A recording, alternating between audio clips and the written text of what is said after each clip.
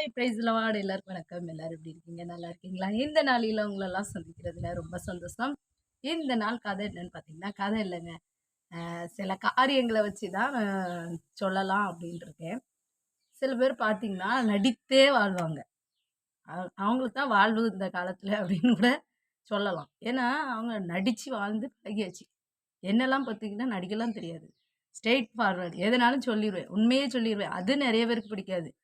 லூசு மாரி எல்லாத்தையும் சொல்லிட்டு அலையிறிய அப்படின்னு கேட்பாங்க. ஆனா எனக்கு நடிக்க தெரியாது. நான் வந்து எதனாலும் சொல்லிருவேன். ஆனா அது எல்லாத்தையும் நெறைய திட்டு வாங்குவேன். எதுக்கு நீ நடந்தது எல்லாத்தையும் சொல்லிக்கிட்டு அலையிறா அப்படின்னுட்டு. அன்னைக்கு ஒரு அக்கா பார்த்துட்டே இருக்கேன். அவங்க வந்து சொல்றாங்க எப்படின்னா, ஒருத்தங்க கேட்டுட்டு இருக்காங்க. ஏதோ அவங்க சொந்தக்காரங்க தான். அவங்க வந்து கஷ்டத்துல இருக்காங்களா? இல்ல எப்படி இருக்காங்கன்னு தெரியாது. அவங்க சொல்றாங்க எங்ககிட்ட, "அக்கா எங்க வீட்ல ரொம்ப கஷ்டமா இருக்கு. இப்படி இப்படிலாம் இருக்கு" அப்படின்னோனே, என் வீட்ல நட்டுல என்ன இருக்கு? என் வீட்லங்க ஒண்ணுமே இல்ல. அ பிள்ளை படிச்சுக்கிட்டு தான் இருக்கான்ட்டு பேரு, சம்பளத்த ஒண்ணும் தரமாட்டான். ஆ அவிய அப்பா என்ன குடிச்சு குடிச்சே இதாகுறாரு. கடையிலயும் வியாபாரம் இல்ல. வீடும் லோன் கட்டுனது லோன்ல தான் போய்க்கிட்டு இருக்கு. என்னத்த செய்ய? அப்படின்னு சொல்லிட்டு அப்படியே ரொம்ப சடவா சொல்லி அந்த அக்காகிட்ட சொல்லி புலம்பிட்டு இருக்காங்க. கொஞ்ச நேரத்துல பார்த்தீங்கன்னா, ஒருத்தர் வந்தாரு.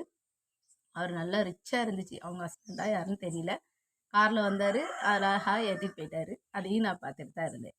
அதுக்கப்புறம் ஒரு வாரம் கழிச்சு அவங்க அவங்க பையனுக்கு அவங்க பொண்ணு பார்க்கணும் அப்படின்னு சொல்லிட்டு அவங்க சொல்லிக்கிட்டு இருக்காங்க.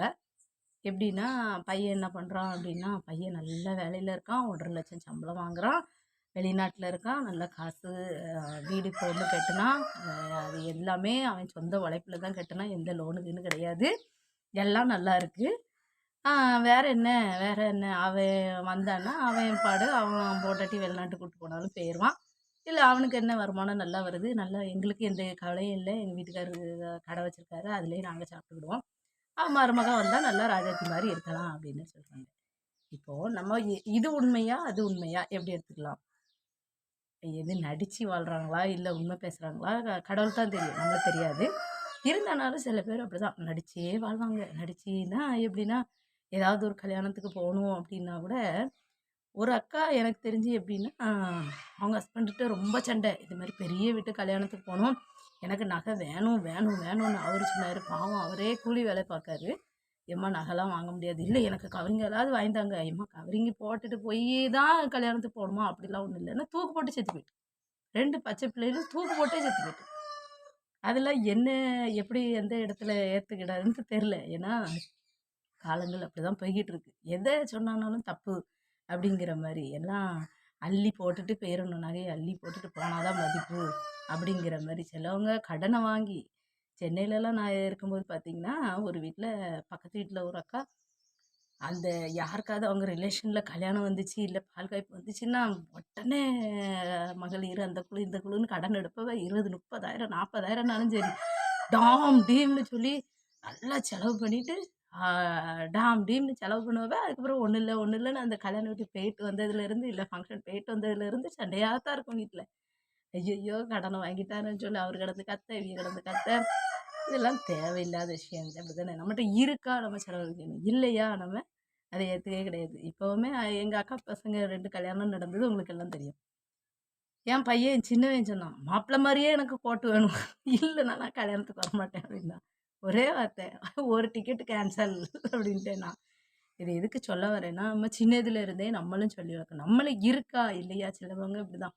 பிள்ளைகளுக்கு கஷ்டத்த சொல்லக்கூடாது, கஷ்டத்த சொல்லக்கூடாதுன்னு நல்லா வித்து வித்து எதுனாலும் சரி பிள்ளைகள் கேட்டுட்டானே அப்படின்னு சொல்லி வாங்கி குடுப்பாங்க. அப்படிலாம் சொல்லி தயவுசெய்து வளர்க்காதீங்க. அந்த பிள்ளைகளுக்கு அந்த அருமை தெரியாது. கடைசியில நீங்க தான் அத இத அனுபவிக்கணும். ஏன்னா, அவன மதிக்க மாட்டாங்க. அதனால தான் நான் அன்னையிலருந்தே இப்பத்துலருந்தே பிள்ளைகளுக்கு அதத்தெல்லாம் சொல்லிக் குடுத்துக்கிட்டே தான் வளர்க்கேன். ஆ அதுக்கு நான் பெருமைக்குன்னு சொல்லல. இதுதான் பொதுவா நம்ம நடக்கிற காரியம். நம்ம பைபிள்ல கூட ஒரு வசனம் இருக்கு. "போதும் என்கிற மனதுடனே கூடிய தேவபக்தியே மிகுந்த ஆதாயம்." போதுங்க. நமக்கு இருக்கிறது போதும். இல்லாததுக்காக நம்ம யோசித்து, "ஐய்யய்யோ! இல்லையே இல்லையேன்னு" சொல்லக்கூடாது. ஆண்டவரே எங்களை நீங்க ஆசீர்வதிங்க. நீங்க தருவீங்க நான் விசுவாசிக்கிறேன். என்னைக்கு தருவாங்களோ அன்னைக்கு தருவாங்க. சரியா? அதுக்கு நீ இதுதான் வேணும், அதுதான் வேணும், இழுத்து போட்டுட்டு கடன வாங்கிட்டு, இப்படிதான் இருக்கணும். கல்யாண வீட்டுல இப்படிதான் நான் பந்தாவா இருக்கணும். நான் இப்படித்தான் செய்யணும். இல்லன்னா பொய் பேசிட்டு அப்படி இருக்கேன், இப்படி இருக்கேன். எதுக்கு? வேண்டாம். வீண் வார்த்தைகள் வேண்டாம். ஓகே. பாய்.